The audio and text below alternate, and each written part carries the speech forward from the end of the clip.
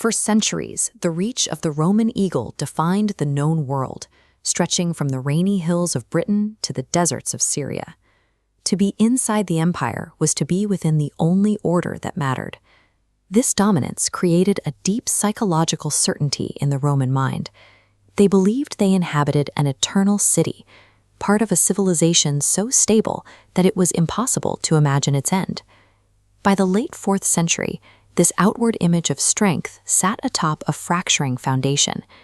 Military discipline was slipping, and the administration was struggling to manage a massive, increasingly expensive bureaucracy.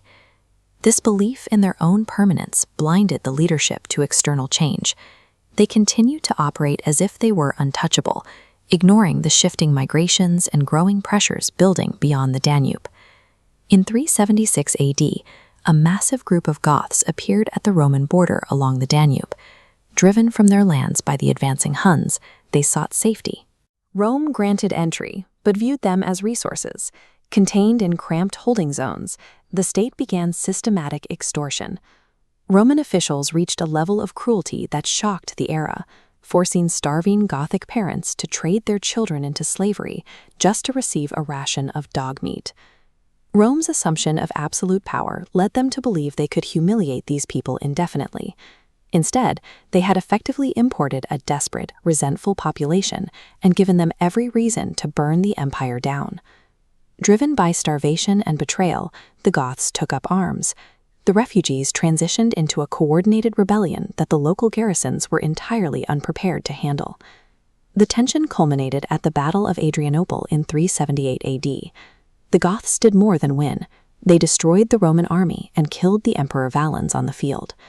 For centuries, the person of the emperor and the strength of the legions were seen as divinely protected. Seeing a god on earth slain by a group they considered barbarians ended the Roman sense of inherent safety. The loss of this mythic protection triggered a state of institutional panic. Every decision made by the leadership from that point forward was a desperate attempt to survive a reality they no longer controlled. Splitting the empire into East and West left the wealth concentrated in the East. The isolated West faced the majority of military threats. It had to maintain massive border armies, but lacked the tax base and trade routes to pay for them. To bridge the budget gap, the government stripped the precious metal from its currency. These coins show the result: a debased, brittle currency that triggered hyperinflation and eroded the public's trust in the state. Because the West could no longer pay its own citizens enough to serve in the legions, it turned to the only force it could afford: mercenaries.